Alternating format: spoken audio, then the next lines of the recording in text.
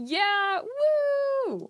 Brain rot, brain rot. Guys, you gotta cheer with me. Brain rot, brain rot. So I was thinking, brain rot of the bald variety. I'm really sorry to all of the great baldies in chat. The northern lions of the world, which I presume all the baldies in here are the northern lions of the world, because I really do also love to enjoy the brain rot baldies, which are the evil balds. Um, Tim Pool and Asmongold. So, shall we enjoy ourselves?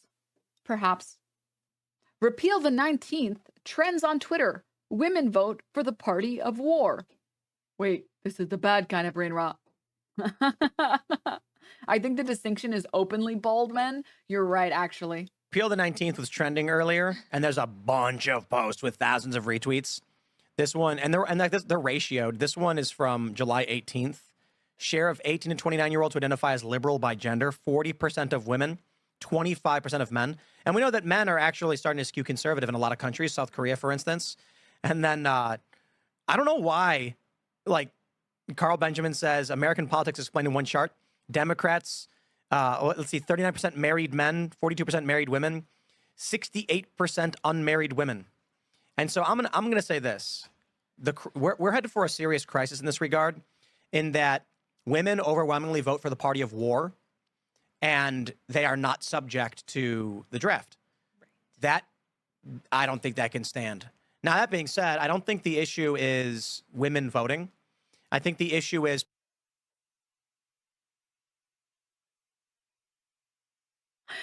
Oh my god. Oh my god. Tim Pool's entire stream, his show, is just like it's like you're trying to solve a puzzle with the dumbest guy you know. And you're building this puzzle, and like you put all the edge pieces, and you're like, come on, Tim Pool, help me out here. Let's finish this puzzle. Let's fucking do this shit. And he keeps taking pieces that sort of fit, but don't. Like you kind of have to jimmy the piece a little. And he's like, no, it fits. Look, check this out. And he puts like 5 in a row. And you're like, those are all not right. You can pretend like they fit, but look at this picture. It's of an orange. I don't even know where you got those puzzle pieces from, because those are green pieces. Where did you even get those from? Are you carrying puzzle pieces in your pockets? Where are you getting these from? I know those are not the right ones. This doesn't track. These different puzzle pieces don't connect. But he insists they connect. He's sure that they connect. This whole stance, these single women, these older single women, keep voting for Democrats. The party of war. That's the second puzzle piece that doesn't really fit. And they're doing this because of the draft, which hasn't happened in over 30, 40, 50 years, which is another puzzle piece that doesn't fit. But he's insisting, no, I swear, these connect. And you're like, no, they absolutely do not. None of these connect with any of these other ones at all. people who have no stake in community voting. Because certainly women who have sons, whether they could be drafted or not, are concerned about whether or not their kids would go to war.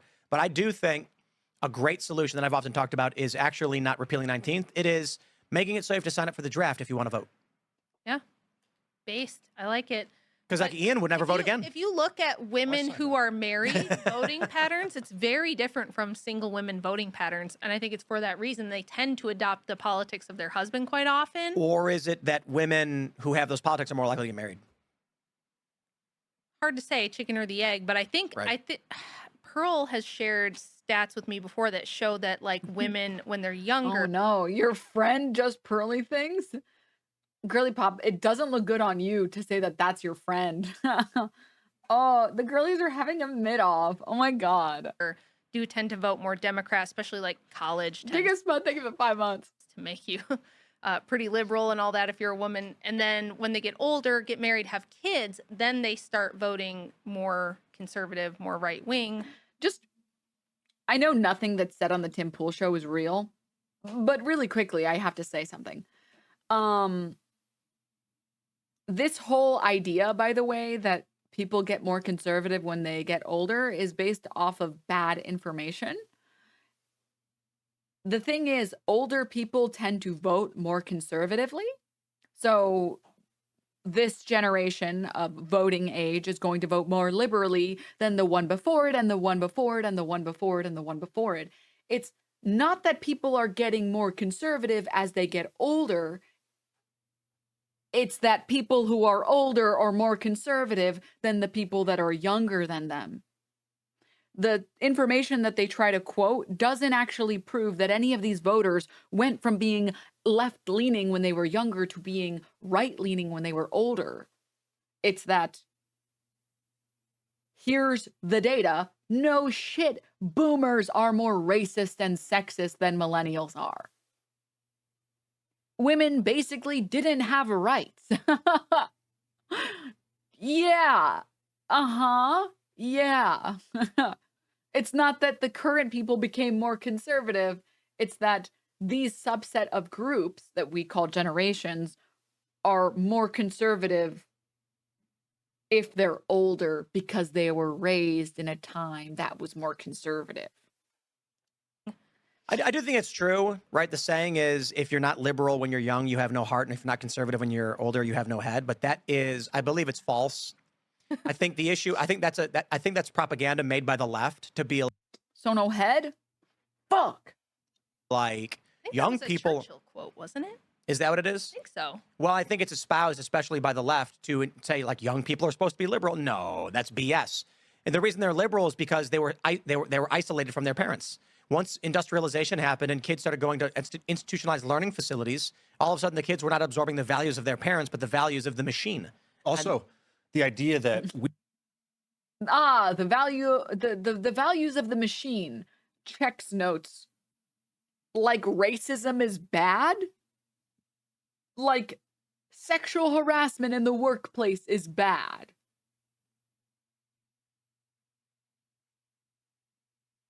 I guess we do not rage against the machine, comrades. I suppose the machine is based according to Tim Pool. we can all do this together is very Oh my God, communistic. I hate this guy, dude. I hate him. I hate him so much. I think because he looks so much, and by looks so much like, I'm going to explain that he doesn't actually, sorry, let me get to the point. That one comedian who was like a huge piece of shit and like a or something, what's his name? He turned into like a crystal mommy, crystal daddy, conservatoid. What's his name? Russell Brand. Whenever I see this guy, my brain goes to Russell Brand because they're both like vibes-based people and they both grow out their hair and I guess they're both white. So whenever I see him, I think of the other guy and I'm like, ugh. And I'm like, no, wait. We don't know that this guy's yet. Okay, this is the other dipshit. Okay, focus. And it's very idealistic. And I used to think in those terms and speak in those terms. All of us, we can help everyone, and it's ridiculously nonsensical. You can't. You can help some people. I think Abe Lincoln said it well. You can help some people all the time and all the people some of the time, but you can't help all the people all the time. No, That's communism. Just like incredible. Just like wow. Can I get that can I get that quoted? Can I get that stitched on a pillow? Abe Lincoln said, you can't have everyone all the time. That's communism. Oh, that's what Abe said? I don't remember Abe talking about communism, but must have been mistaken. Sorry, my bad. Oh, okay. Apologies. Go for it. Yeah. Oh, no, you were just throwing in like this is what Abe Lincoln would have said if he knew a lot about communism. I was just adding that one in to contextualize Abe Lincoln's politics. Fool the people. Fool? It was, you can fool all the people some of the time, or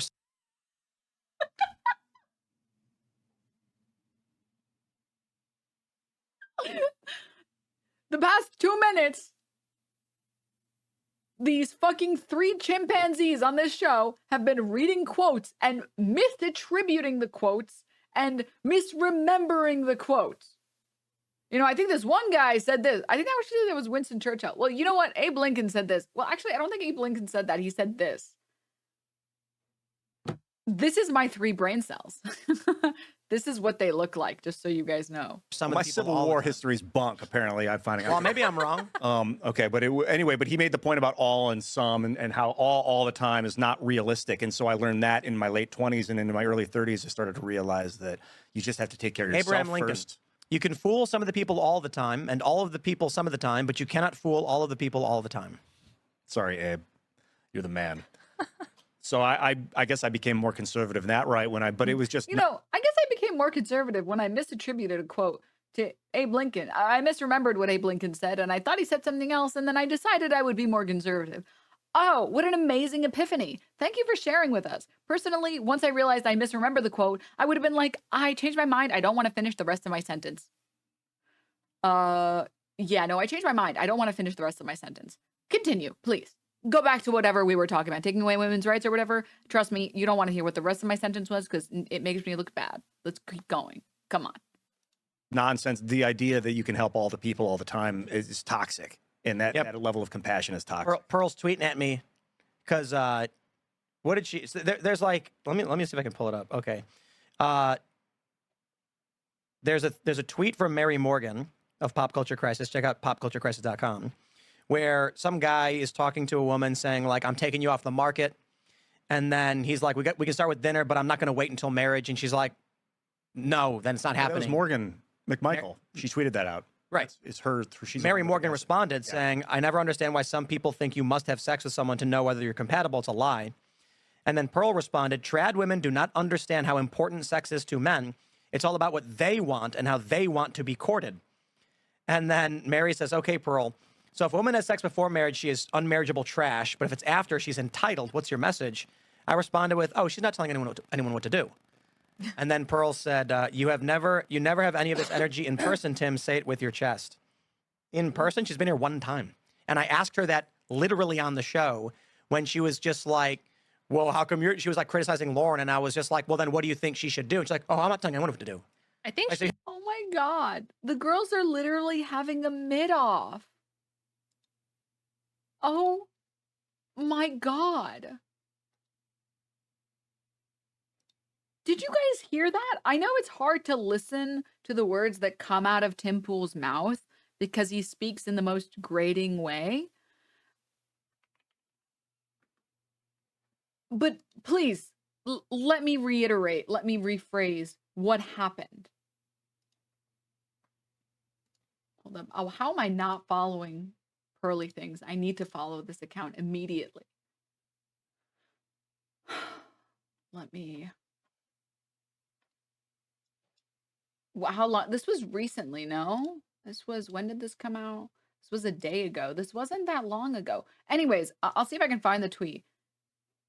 Basically, he said that someone offered to marry Pearly Things and said, "But you're too fat. You need to lose weight." And she said, "Sure, after marriage." And then he said, "No, before marriage."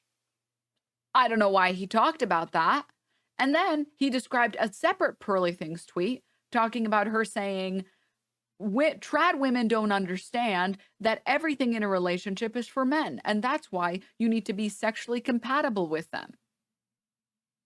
And for some reason, Tim Pool weighed in on this and said what he thought was a sick burn. Never have any of this energy in person, Tim. Say it with your but if it's after, she's entitled. What's your message? I responded with, "Oh, she's not telling anyone what to do." His sick burn was just Pearly Things doesn't actually tell anyone what to do. She just yaps on the internet. To which she said, "You're a little bitch in person. Say it to my face." Who is this supposed to make look good? Because it's not Tim and it's not Pearly Things. And I don't know of any other parties involved in that conversation. What is going on? What's happening? The show when she was just like, "Well, how come she was like criticizing Lauren?" And I was just like, "Well, then what do you think she should do?" And she's like, "Oh, I'm not telling anyone what to do." I think So you have no message. I think she kind of misread what Mary was trying to say too. Mary wasn't saying like this has to be on women's terms. She was more like when Pearl says women don't understand how important sex is, that might be true, but that's not the same thing as saying, you know, if you're insisting on sex beforehand, the whole sexual compatibility thing, I totally agree with Mary on. This idea that you got to run through 50 bodies to figure out who you're sexually compatible with. Things only fit together in so many ways. You know, it's not that there's not like this profound science to it. Like a lot of the red. My favorite conservative playbook. Make up a position that no one holds. You have to have sex with 50 people before you figure out who you'd like to have sex with. Oh, yeah, totally a position that's been said by someone before. Totally not something you just made up. Okay. Red pill dating coach type of guys will say this, and I'm always like, that is so ridiculous. I think I don't believe in the compatibility, like, oh, we have to practice with 100 people to find out who I'm compatible with. It's like, you know, within a few minutes of meeting a guy if you're attracted to him or not. the issue is everything is delayed. Maturity is delayed. Adulthood is delayed. That's a crazy thing to say as a guy who has a skateboard in the background and is still holding on to the dream of being budget Panic at the Disco. Like, I'm just gonna be the one to say it, okay? All right, maturity is accepting that you're bald and getting rid of the fucking... Is he lowering the beanie? Has it been getting lower? I feel like it's been getting lower. I feel like in 5 years, it's gonna be like at his nose. Maybe he's like balding so hard that he started losing his eyebrows.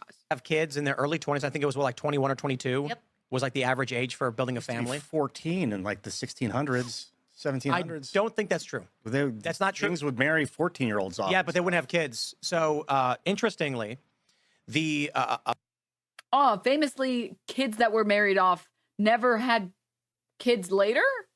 What the fuck are you talking about? They definitely did. Me when I lie.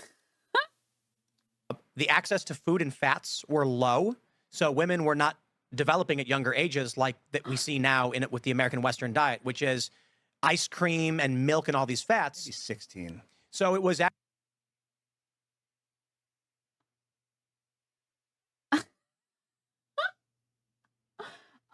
Women aren't maturing anymore because they're insisting on eating ice cream and fats.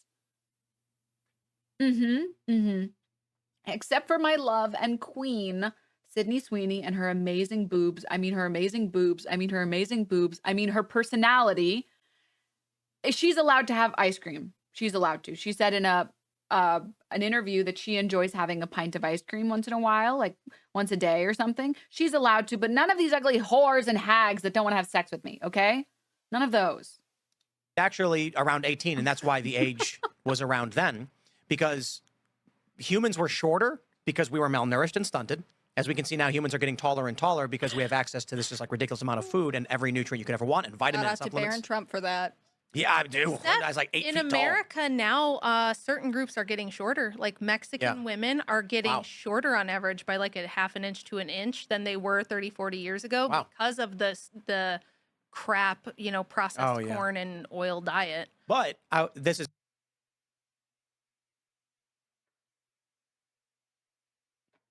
So, I'm sorry. I haven't seen this information that they're quoting. I haven't seen the statistics on what they're quoting here. What I have seen, however, was a very sneaky Candace Owens clip ages ago. Lennon or me, thank you so much for the 6 months. And the very sneaky Candace Owens is very good at propaganda, I will say. People don't give her enough credit for her sneakiness, and she gets to get away with it more because they're like, oh, stupid woman, obviously she can't be doing something sneaky. They only know how to do sneaky things like trick us into transing kids or something. I don't know. Moving on. But Candace Owens quoted that more and more higher education Americans are becoming illiterate.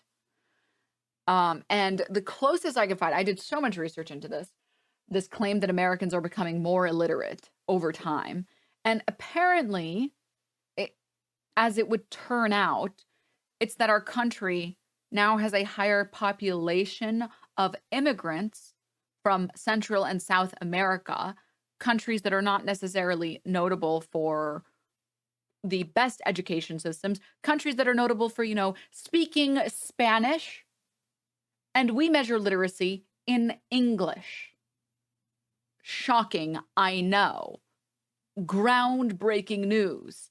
And it's actually not the case that getting higher education makes you dumber. Whoa. I know, crazy, crazy, crazy. It's that now that we have a higher population of immigrants who were raised on one language and maybe did not have access to the same higher education that we have, more of those people are in our country. And so literacy rates appear to be dropping. But in reality, if you look at white Americans, and if you look at Asian Americans, and if you look at Black Americans, we've been on an uptrend since I think like the 80s or 70s on literacy rates across all groups. So all groups being high school education, college education, master's education, etc. So moving on, I would take a guess that this is what's happening here. It has to do with the fact that immigration rates can change over years and different different presidencies, and the amount of immigrants that enter a country who don't have the same resources that we have in the US potentially are skewing the data. Moving on. This is interesting. Puberty was actually a little bit later because of access to food, namely the access to fats. It's a lot harder to get in the wild. And then now with the American diet, fats are so high, it's made things happen sooner. I can't believe this is like 2024 and we're still espousing the fats are bad for you rhetoric, as if we don't already know that the problem is sugar, that it's not hard to get fats in the wild. It's the problem is that sugar is in everything, and sugar and the sugar lobby has spent billions of dollars trying to cover it up and accuse fats as the problem. And in reality, fats are not the problem. Obviously, everything within limit, but you're supposed to consume a certain amount of fat in your food. That is one of the 3 macronutrients that you are supposed to eat. Fats are good for you, and fats can be very filling, and certain fats can have lots of other nutrients that are really good for you. The problem is sugar, and that everything that we eat has hidden sugar in it. Sugar that if you knew how much sugar was in certain things, you wouldn't have it anymore. Like the teriyaki sauce that you put on your chicken and you're like, this is a pretty healthy meal. I'm getting teriyaki chicken with rice. Doesn't get better than this, except that the teriyaki chicken glaze is like 5 tablespoons of sugar.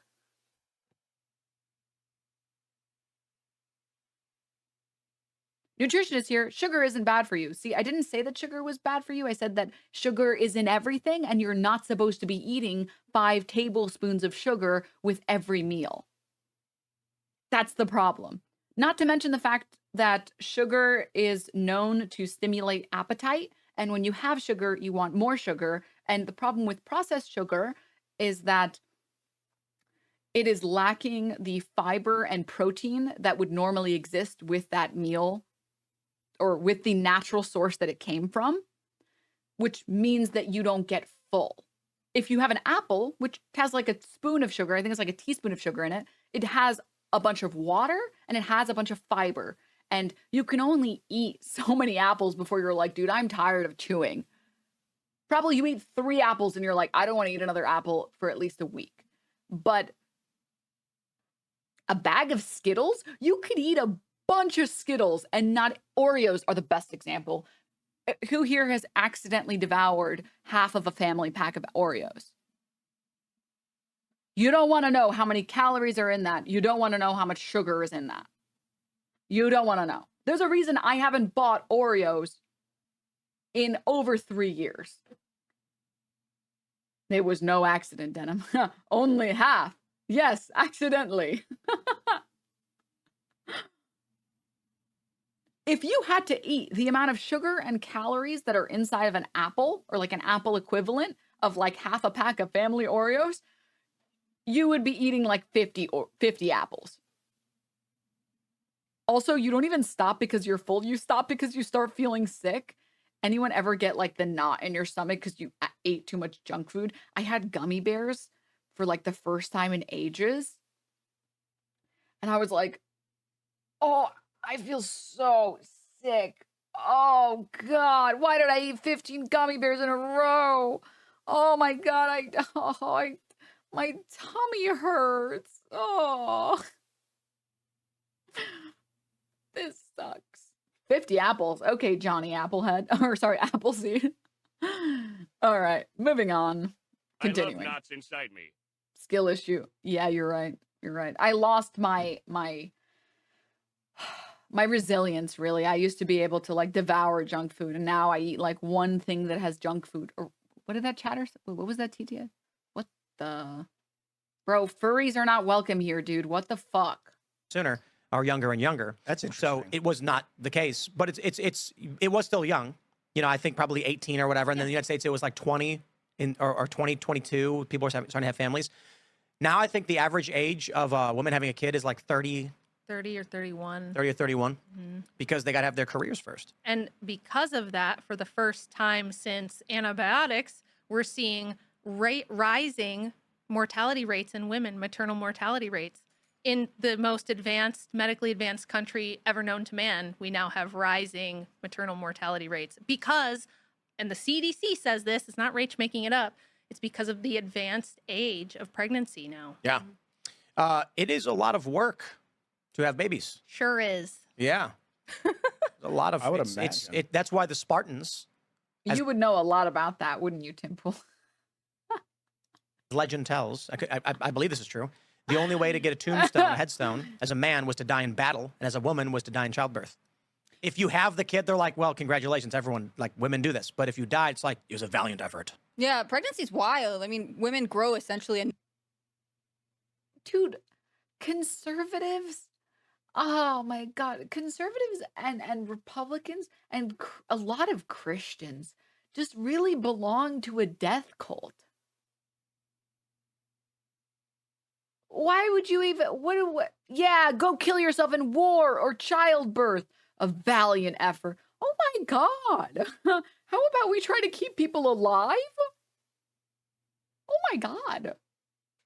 new organ, the placenta, to have children. The body is capable of crazy things. And I think a lot of the conversation around casual sex and all this stuff is largely because with birth control, we pretend like pregnancy is a bad thing and or something that you should avoid at all costs. And I think that's one of the reasons that men and women are ultimately really out of alignment when they have conversations. Like if you're a man and, you know, you aren't trying to, like, ultimately a lot of men are driven, have a high sex drive because they are trying to have children, right? So then if you are dating a lot of girls on birth control, and again, it's like kind of blurring what the purpose of this is, then of course you're like, gotta sleep with everybody because you're not actually meeting your biological need. And I think with women, they are stunted to understand what their bodies naturally want to do because they, again, are kind of encouraged and poisoned to think, both propaganda and also literally poisoned to feel like getting like pregnancies, the natural hormone cycles are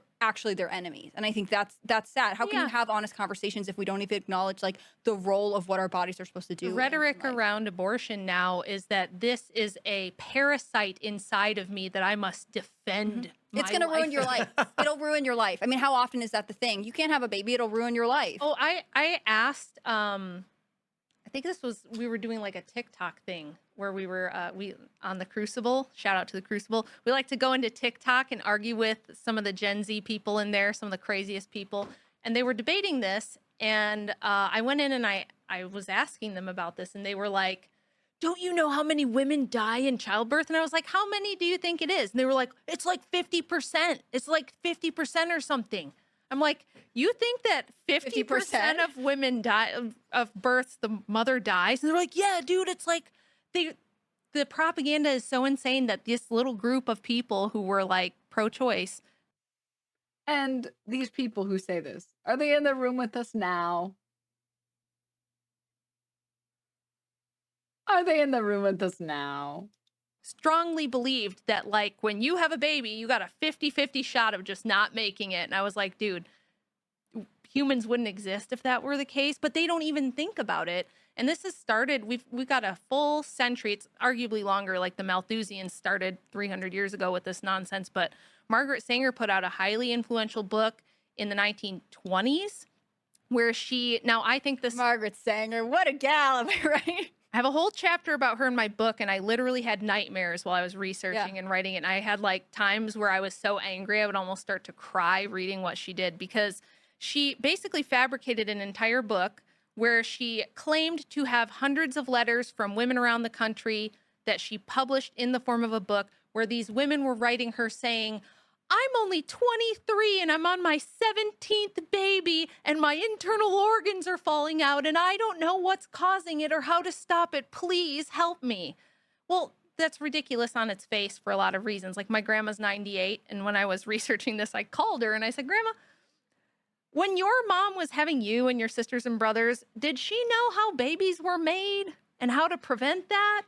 You know? Nope, everyone's just stumbling around in the dark. She's like, of course. And in fact, she said after my brother, the doctor told her, you know, it would probably be dangerous for her to have more. And she said, my parents, they didn't come right out and say it, but they knew what to do about that. They knew ways around it. Yeah. And Is this just like the anecdote lady who just comes and says anecdotes? And she's like, I talked to a guy once and he said his ear fell off because he was smoking too many cigarettes. Anyways, let me tell you this other crazy story I made up. I mean, this other crazy story I heard from someone that made it up. I mean, sorry, this other crazy story from someone who I definitely really know.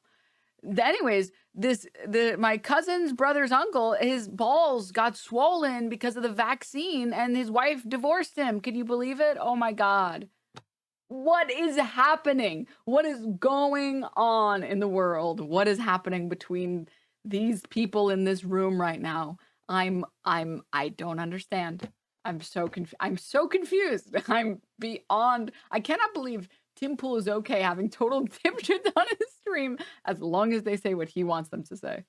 And they didn't have any more. I went to the Margaret Sanger Papers Project, which is basically where you go if you want anything she's ever done. If she blew her nose in a tissue, they've got that somewhere, right? They've got everything the woman ever did. All of her stuff is very well preserved. I was like, where can I read any of these thousands of letters from all these women? They said, well, we only have 3.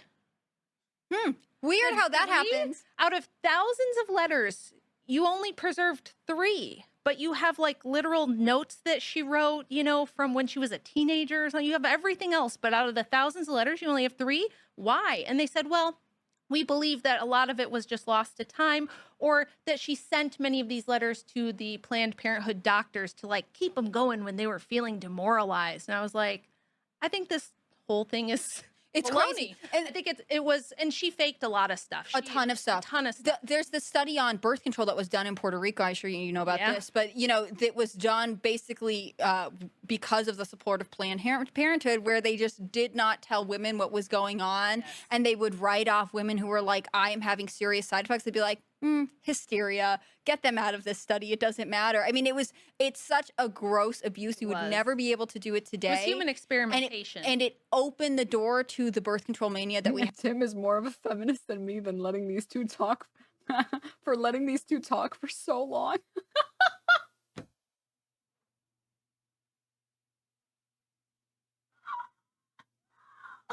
I'm such a bad person. I'm going straight to hell. I'm actually going straight to hell.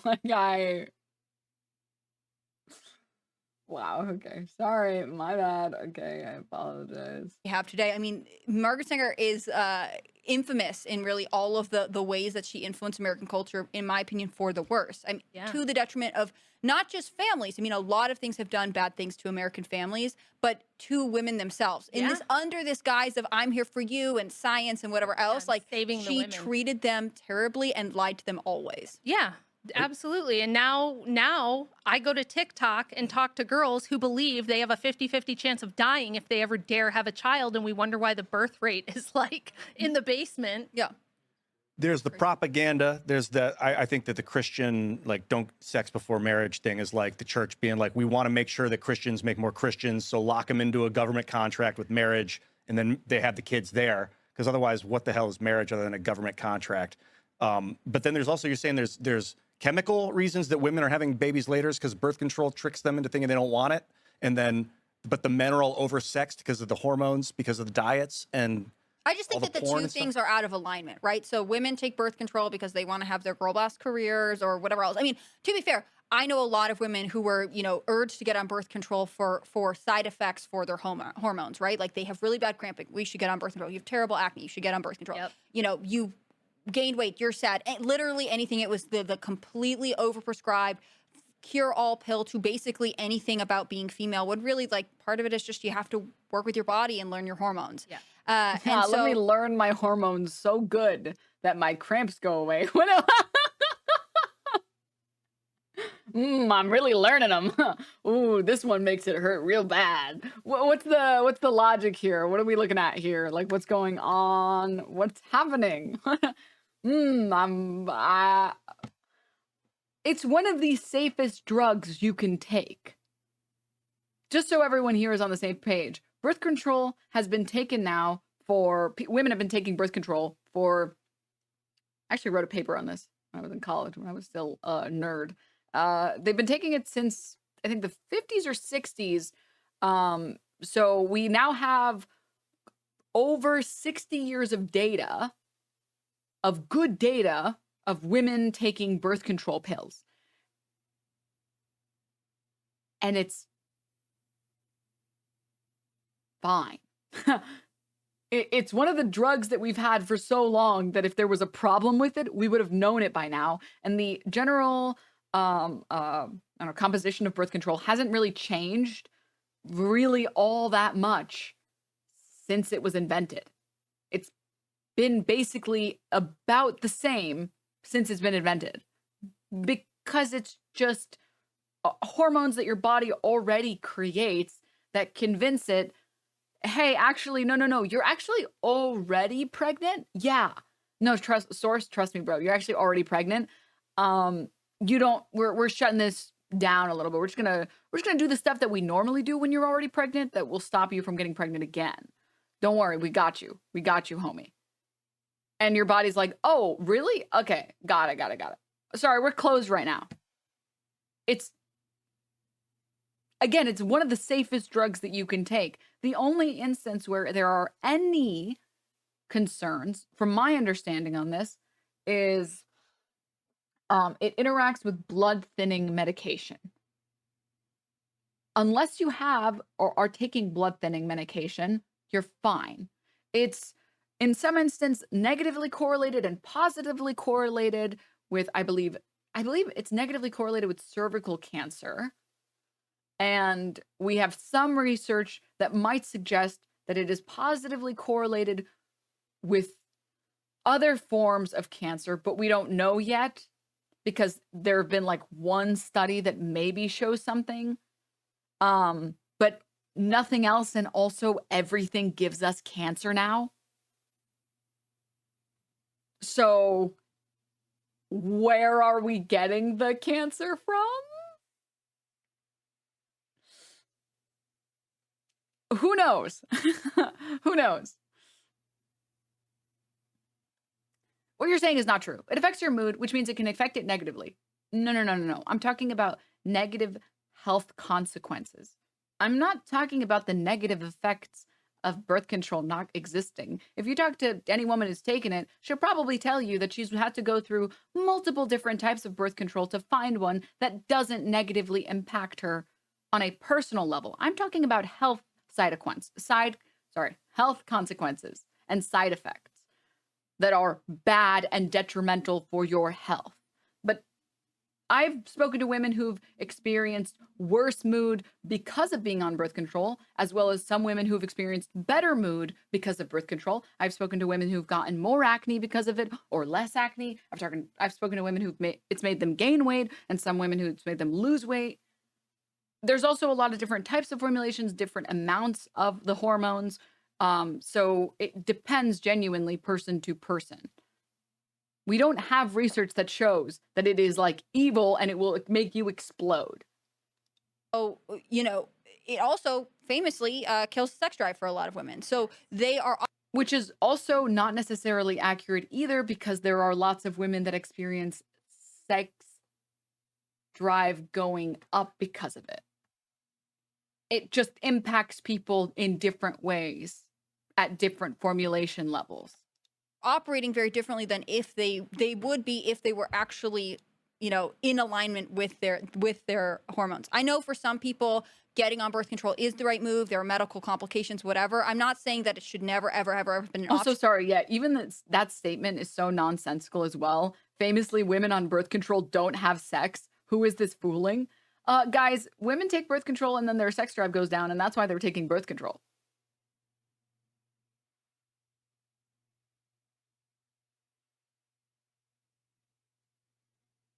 Okay. But I think we overprescribe it, yeah, and we don't talk about the social They consequences. push it really hard and they pass it out like it's a risk-free vitamin that's appropriate for everyone when it's completely not. And we know that women choose mates differently when they're on birth control because the pill works by making your body think it's already pregnant. And your mate selection changes to like a more, Docile guy. a softer type. Isn't that what men want? Aren't men always talking about wanting the nice guys to get picked? They should be pro birth control then. What is happening? Of dude rather than like a I maybe just more work here. aggressive alpha type of guy. For a lot of women that never reverses, they also make it sound like you can go off of birth control and just instantly have babies, where for a lot of women that doesn't happen. It might take a really long time or not happen at all.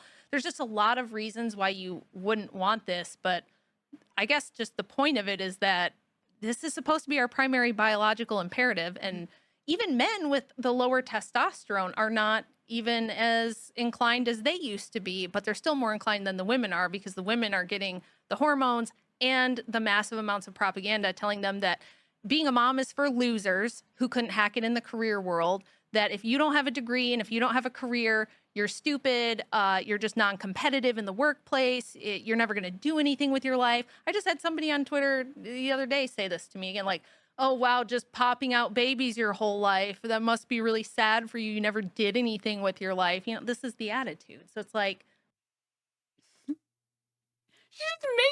is this lady that just is making shit up? Oh my God. Oh my God. I feel like this is a therapy session for a pathological liar. Is this like what those sessions are like for those people? Like, you're right. Tim Pool is more of a feminist than all of us, guys. I can't, and I am not going to listen to this woman speak any longer because I guess I am not a feminist. That was so bad that I can't anymore.